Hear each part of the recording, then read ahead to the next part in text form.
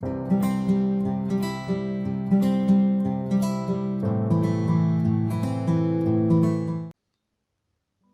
thousands of years, the Hopi Indians have lived on the high desert of northern Arizona.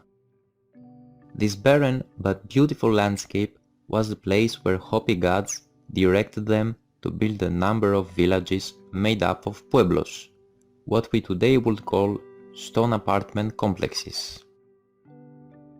Here the Hopi managed to flourish by simply growing corn, beans and squash with very little rainfall and almost no irrigation.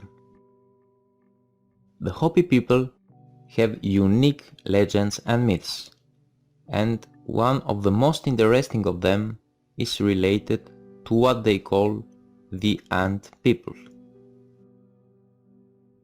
The cooperative and hard-working spirit of ants sometimes features in Native American folk tales, as it does in the folklore of many cultures around the world. In some southwestern tribes, ant played a more important mythological role. In the Cahuilla creation myth, it was ants who spread the earth out for people and animals to live upon. And in Hopi mythology, it was the ant people who sheltered humans underground during the destruction of the First World. In northern California tribes, ants were said to predict earthquakes, and it was considered taboo to disturb their nests. In South America, ants are more often portrayed as warriors in Indian legends, probably because of the painful sting inflicted by South American fire ants. And some native South American initiation rites involve young people subjecting themselves to ant bites. In Mesoamerica, the Maya, who share many cultural traits with the Hopi, tell legends of ant-like men building stone cities and roads during the first creation. These peculiar beings possessed magical powers and could summon stones into proper architectural positions by just whistling. Ants are also associated with either warfare or hunting. The Hopi believe that both traits are related to Orion in particular and stars in general. This tribe also connects black ants with witchcraft. The Hopi word tokoanu literally means flesh ant, the large dark red ant with a painful sting. On the other hand, the red ant society of the Zuni, a tribe that lives near the Hopi, is associated with healing. One of the most intriguing Hopi legends involves the ant people, who were crucial to the survival of the Hopi, not just once, but twice. The so-called First World was apparently destroyed by fire, possibly some sort of volcanism, asteroid strike, or coronal mass ejection from the Sun. The Second World was destroyed by ice age glaciers, or a pole shift. During these two global cataclysms, the virtuous members of the Hopi tribe were guided by an odd-shaped cloud during the day and a moving star at night that led them to the sky god named Shotunang, who finally took them to the ant people. The ant people then escorted the Hopi into the subterranean caves where they found refuge and sustenance. As we read from the book of the Hopi, he led them to a big mound where the ant people lived, stamped on the roof and commanded the ant people to open their home. When an opening was made on top of the anthill, Shotunang said to the people, "Now you will enter this ant kiva where you will be safe when I destroy the world. When you are here, I want you to learn a lesson from these ant people. They are industrious. They gather food in the summer for the winter. They keep cool when it is hot and warm when it is cold. They live peacefully with one another. They obey the plan of creation. In this legend, the ant people are portrayed as generous and industrious, giving the Hopi food when supplies run short and teaching them the merits of food storage. In fact, another legend says that the reason why the ants have such thin waists today is because they once deprived themselves of provisions in order to feed the Hopi. Each February, inside the kivas, the Hopi perform the bean sprouting ceremony, or bean dance, called Pawamu. During this time, the fires are continuously kept ablaze, turning these structures into superb hot houses.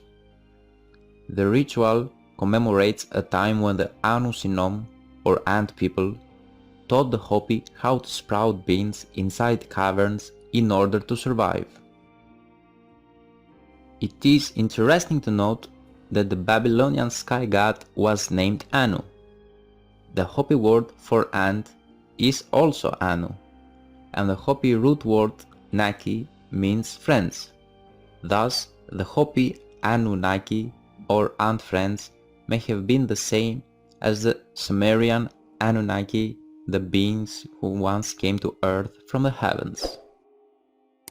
Also, another interesting point from Hopi lore is their flying shields. During the Third Age, that ended with a great flood, similar to Noah's flood and that of the Gilgamesh epic, the Hopi legends say that people build flying shields with the capacity to move rapidly between distant points in the world. These flying shields are quite similar to the mana artifact of ancient India, the flying saucers of the ancient Indians on the other side of the globe. The Hopi called their flying craft Patuota, as we can read in two different points from the Book of the Hopi. The other people hardly heard them. Under the leadership of the Bow clan, they began to use their creative power in another evil and obstructive way.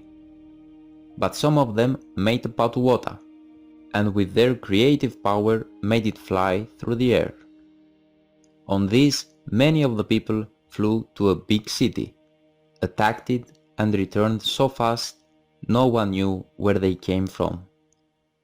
Soon the people of many cities and countries were making Patuotas and flying on them to attack one another. So corruption and war came to the third world as it had to the others. "See," said Sotunang, "I have washed away even the footprints of your emergence, the stepping stones which I left for you. Down on the bottom of the seas lie all the proud cities, the flying Patuotas, and the worldly treasures corrupted with evil, and those people who found no time to sing praises to the Creator from the tops of their hills. But the day will come, if you preserve the memory and the meaning of your emergence, when these stepping stones will emerge again to prove the truth you speak." The flying shields of the Hopi vanished at the end of the Third Age, the Great Flood, as described by Hopi legend. The works of Zecharia Sitchin present a theory of a 12th planet in our solar system that was instrumental in the history of the Earth. The race of extraterrestrials that have believed to be the ultimate originator of the human race, he referred to as the Anunnaki. Zecharia Sitchin's work is a subject of great debate, either with those who call it pseudoscience or those who have determined his translations of ancient texts are incorrect. It is, however, interesting to note that other civilizations beside the ancient Sumerians had similar creation stories recorded through petroglyphs and wall drawings. In another part of the world, other drawings and carvings will give Zecharia Sitchin the spark for his theory on the race of beings that were here to teach humanity about the land in ancient Sumeria. This race was believed to be superior and was thought to originate from the skies. It was through their teachings that the Sumerians were able to learn how to live in the world and take care of it until the gods of creation returned. Just like the ant people of the Hopi, they were there to teach mankind about their planet and how to use its resources. As we already mentioned, an interesting note is that the Hopi word for ant is Anu. The word for friends is Naki. There is also the similar pronunciation of the Hopi ancestors, the Anasazi. Again we see this phrase in another belief in another part of the world. This is not to say that it proves anything, just simply an interesting note. Theories of how the world began have abounded for centuries. Many of these theories turned into a religious quest for power. Some questioned the existence of God, and some look even deeper for the answer. One of the possible answers examined is the existence of the Anunnaki. Ancient Mesopotamia is home to the oldest known civilization of mankind, the Sumerians. It was located in what is now Iraq. If the writings of this ancient people has truly been translated correctly, as author Zecharia Sitchin believes he has done, Earth's formation began as a collision between two planets, one named Nibiru, which is also known as Marduk, and the other Tiamat, over 450,000 years ago. Nibiru caused the planet Tiamat, which in other legends is a goddess, to break in half. One of the moons of Nibiru struck one of the halves, which placed it in another orbit altogether, a place we now call Earth. The other half of Tiamat became the comets according to Sitchin's translation of Sumerian legend. These legends also speak of a race of giants that once roamed the earth. In the Bible, Genesis chapter 6 speaks of there being giants in those days, and while it is believed by many in the church that these beings were angels, the Sumerians believed they were a race of aliens from the planet Nibiru. This race was called the Anunnaki. The word itself refers to the offspring of the deities Anu and Ki. Sumer was constructed under the direction of the Anunnaki, and the city of Ur was the crowning point of this area. The gigantic race had shrines built in their honor and are thought by some to have designed and constructed the pyramids of ancient Egypt. The Sumerians believed that the Anunnaki were a highly superior advanced race, and along with that superiority came extreme arrogance. This arrogance would lead to their exile.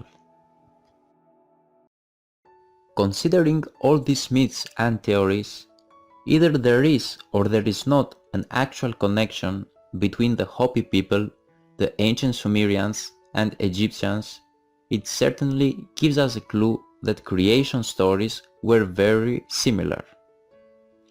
It also makes the point that celestial communication has been a curiosity of mankind for much longer than UFO sightings in the 20th century. As we continue to research our own origins, turning towards the skies, we can realize that there are more mysteries to research than we thought in previous times.